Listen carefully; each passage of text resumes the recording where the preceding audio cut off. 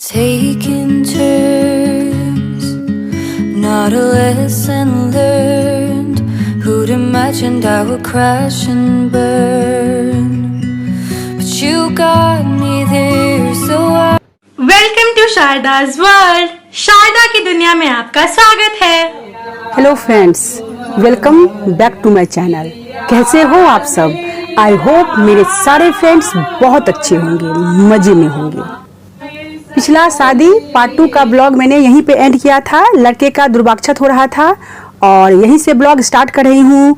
दुर्वाक्षत के बाद सब औरतों ने मिलके लड़के का चुमान किया था, लड़के का नहीं, दूल्हा दुल्हन दोनों का। और फिर ये देखिए पूजा रूम आ गई है। यहाँ पर माता से आशीर्वाद लेंगे और नई जिंदगी का शुरुआत करेंगे। तो यहाँ पर माता का गाना होगा, माता से आशीर्वाद लेंगे। लड़की के हाथ में हमेशा जब भी माता को प्रणाम करेगी तो सिंदूर होगा और लड़के के हाथ में 5 सुपारी। और यहाँ पर माता का आशीर्वाद लेने के बाद फिर दूल्हा दुल्हन का देहर छकाई होगा, जो नंदे करती है लड़का का बहन। और उसके बाद फिर लड़का का थोड़ी देर कोई काम नहीं है, फिर दुल्हन के साथ कुछ रिचुअल्स निभाए जाएंगे जो आगे मैं शेयर करूंगी। हमर सिर के सिंदूरबा आबाद रखबै, हमर सिर के सिंदूरबा आबाद रखबै। के अरज मैया और सुनबै। और पहले भी आप सबसे शेयर कर चुकी हूँ, जो शादी का जो रिचुअल्स होता है हमारे यहाँ 4 दिन का होता है। तो अभी पूरा शादी नहीं माना जाएगा, चौथा रोज फिर से शादी होगा, फिर ये दोनों प्रॉपर दूल्हा दुल्हन बनेंगे। तो इन 4 दिनों में बहुत सारे छोटे मोटे रिचुअल्स निभाए जाते हैं। सुबह से शाम तक पूरे घर वाले और दूल्हा दुल्हन बहुत बिजी होते हैं इन 4 दिनों में हर रिचुअल्स निभाने में। और मेरे ख्याल से इसलिए ये रिचुअल्स बनाया गया है ताकि दूल्हा दुल्हन एक दूसरे के करीब आए और फैमिली के भी करीब आए। यहाँ पर देहर छकाई का रस्म हो रहा है। हम सब बहनें मिलके दूल्हा दुल्हन का देहर छेक रहे हैं कि कोवर घर जो तुम्हारा कमरा है उसमें नहीं जाने दूंगी जब तक हम लोगों को पैसे नहीं दोगे। एक तरह का ये भी मजाक है।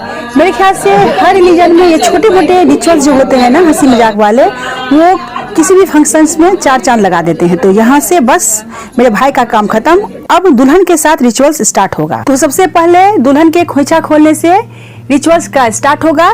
खोइछे में पूरी, धान, हल्दी, दूब और पैसे होते हैं, कभी कभी ज्वेलरी भी होते हैं। और उसमें जो पैसे या ज्वेलरी होते हैं उस पे ननद का हक होता है। तो खोइछे को एक बार में ही नहीं झाड़ेंगे, पहले 5 बार अपने हाथ से निकाल लेंगे और उसके बाद फिर सारा खोइछा को थाली में पलट लेंगे। और मायके से जो खोइछा लेके आती है दुल्हन, उसको जब हम निकाल लेंगे, फिर यहाँ पर खुद से दुल्हन अपना खोइछा भरेगी और कम से कम 5 सुहागन का खोइछा भरेगी। खोइछा भरेगी अहिबक फौर से। आपने शादी पार्ट 2 का ब्लॉग देखा होगा, उसमें हम सब सुहागने मिलके अहिब का फौर बनाए थे, आटा, गुड़ और सौंफ से, लंबा लंबा सिलेंडर शेप में। तो उसी से खोइछा भरेगी, अपना भी और 5 सुहागिनों का भी। गांव में उसको कोठी में भर के सील कर दिया जाता है।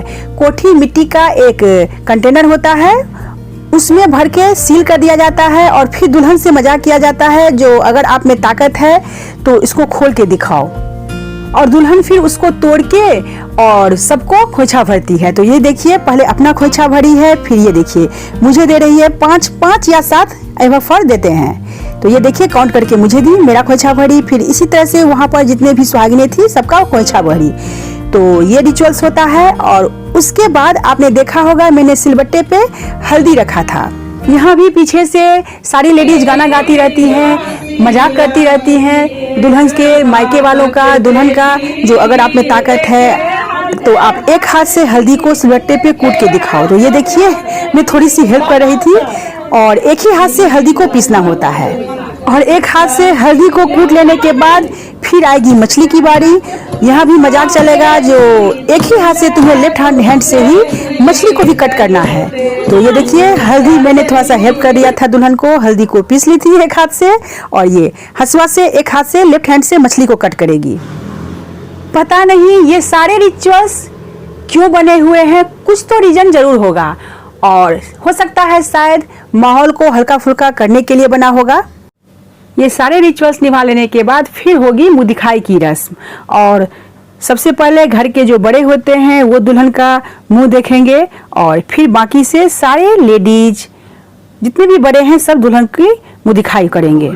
तो यहाँ पर सबसे पहले मेरे पापा ने मुंह दिखाई की रस्म की थी, फिर मम्मी, और सेम प्रोसेस से सारी घर की लेडीज जितने भी थे सबने मुंह दिखाई की रस्म पूरी की थी। और फिर लड़का आएगा रूम में, थोड़ी देर यहाँ पर कोहबर का गीत होगा, गाना, और उसके बाद आज का सारा रिचुअल्स खत्म।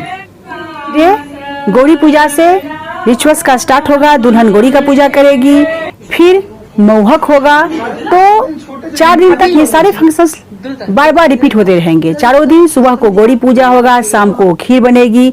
कोई एक ही लेडीज मौहक का खीर बनाएगी और मौहक होगा। यहाँ पर गौरी पूजा हो रहा है। ये देखिए हाथी पे गौरी रखी हुई है और शुरू में कुछ दिन तक हाथ से गौरी बनाते हैं और उसी की पूजा होती है। बाद में इनको पानी में प्रवाहित कर दिया जाता है और लोग पित्तल या सोने की गौरी ले आते हैं। यहाँ भी बहुत सारे रिचुअल्स होते हैं। बैकग्राउंड में म्यूजिक चलते रहते हैं, हंसी मजाक होता रहता है। लेकिन आज सबसे शेयर कर चुकी हूँ, बहुत सारे लोग नहीं थे, लेडीज नहीं थी जो इतना गाना गा सके कुछ सेफ्टी पर्पज से। तो बस हम लोगों ने ही मिलके गौरी पूजा करवाया था और सब कुछ लड़का देता रहेगा, फ्लावर या सब कुछ देता रहेगा और दुल्हन पूजा करेगी और बाद में दोनों प्रसाद मिलके खा लेंगे। सुबह का गौरी पूजा हो जाने के बाद ये देखिए हम लोग रिलैक्स हो रहे थे थोड़ा सा। और मेरा जो छोटा भाई है जिसका शादी हुआ है ना, उससे छोटा भी भाई है अम्बुधीश, उसने सबके लिए चाय बनाया था। और फिर दिन भर कुछ भी नहीं हुआ था और शाम को ये मौहक हो रहा है। ये सीमा मेरी बहन मौहक का खीर बनाई थी, क्योंकि बहन भाभी या बुआ बनाती है तो मुझे तो वापस आ जाना था। जो लेडीज बनाती है ना उनको 4 दिन उन्हीं को बनाना होता है। तो सीमा वहीं पे रहती है चाची के बगल में, तो उसी ने खीर बनाई थी। और यहाँ भी बहुत हंसी मजाक चलता है, बहुत सारे गाने होते हैं, लेकिन कोई था नहीं, हम दोनों बहनें ही थे। तो जितना हो सका हम दोनों बहनें ने मिलके इस फंक्शन को पूरा किया था। और इसके बाद फिर रोज सेम प्रोसेस होगा। लड़के और लड़की का दूल्हा दुल्हन का दुर्वाक्षत होगा, चुमावन होगा, फिर माता के शरण में जाएंगे, वहाँ पर भी गाना होगा, माता से आशीर्वाद लेंगे।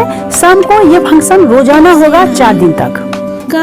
चौथा दिन सुबह सुबह सूर्योदय से पहले, कौवा बोलने से पहले ही दूल्हा दुल्हन नहाएगा, क्योंकि 4 दिन नहाया नहीं होता है। फिर दूसरी बार इनकी शादी होगी। उस दिन लड़की के मांग में लड़का लाल सिंदूर भरेगा। उसके बाद शादी बिल्कुल कंप्लीट। उसी दिन फिर दनही होगा और भगवान का पूजा होगा। रात को भरफोड़ी होगा और उस दिन मछली हमारे यहाँ जरूर बनता है। और 4 दिन के बाद दूल्हा दुल्हन इसी दिन नमक खाएगा। फिर शादी कंप्लीट। वैसे तो पूरे साल भर हमारे यहाँ कुछ न कुछ फंक्शन चलता रहता है, लेकिन एक बार शादी बिल्कुल कंप्लीट हो जाती है। और ये देखिए शादी के 1 दिन बाद का ये पिक्स है। सीमा अपने घर जा रही थी तो हम लोग उसको घर छोड़ने जा रहे थे, रात का पिक है। हेलो फ्रेंड्स, कैसे हो आप सब? आई होप मेरे सारे फ्रेंड्स बहुत अच्छे होंगे, मजे में होंगे। तो कहाँ जा रहे हैं शास्त्री? हम घूम रहे हैं पटना रात को। और मामा ड्राइव कर रहा है, भाई मेरा छोटा है। तो कल हम लोग जाने वाले हैं। तो आज हम लोगों को थोड़ा सा पटना शहर का टूर करवा रहा है। सीमा को छोड़ने के बाद भाई ने बोला चलो थोड़ा बहुत तुम्हें पटना घुमा देता हूँ। तो हम लोग बेली रोड के तरफ आ गए थे। तो मेरा भाई शाश्वती को बेली रोड का हिस्ट्री बता रहा था, जो इसका नाम बेली रोड क्यों पड़ा। ये बेली रोड है, ये पटना का मतलब ओल्डेस्ट रोड है ये। और ये कोई इंग्लैंड के एक ऑफिसर्स थे, उनका नाम था बेली, उन्हीं के नाम पे रोड बना है बेली रोड। बेली रोड के बाद बाहर से ही शाश्वती को भाई ने जू दिखाया पटना का। आप सबसे जरूर शेयर करूंगी पूरा पटना शहर का टूर। और फ्रेंड्स ये है नेक्स्ट डे का क्लिप। मैं और शाश्वती आ चुके हैं पटना के जयप्रकाश नारायण एयरपोर्ट पे और वापसी की तैयारी हो रही है। बहुत रश था यहाँ पर, तो हम लोग ये देखिए लाइन पे लगे हुए हैं। तो चलिए फ्रेंड्स सारे प्रोसेस को पूरा करते हैं और थोड़ा बहुत आप सबको पटना का जो एयरपोर्ट है उसका भी टूर करवाऊंगी। तो जी बोर्डिंग पास हम लोगों को मिल गया है और अभी काफी टाइम है, तो हम लोग थोड़ी देर यहीं पर वेट करेंगे। और बारिश स्टार्ट हो गई है। जब भी बारिश होती है और हम लोग फ्लाइट में बैठते हैं तो हम लोगों को बहुत डर होता है फ्रेंड्स। तो फिंगर क्रॉस सेफली पहुंच जाए हम लोग।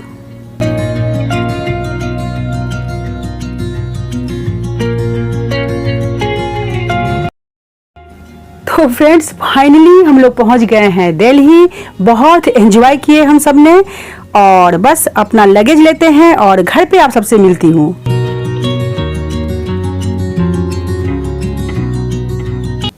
घर पे आके फ्रेश हुए, हम लोगों ने शावर लिया। दिनेश जी चिकन लाके हम लोगों के लिए रखे हुए थे, तो ये देखिए चिकन बन रहा है। दिनेश जी के लिए चाय बना रही हूँ, साथ में बन रहा है राइस। और फ्रेंड्स ब्लॉग को भी यहीं पे एंड करती हूँ। मिलती हूँ एक नए ब्लॉग के साथ, तब तक के लिए bye bye, take care. Even if you tried, you wouldn't understand.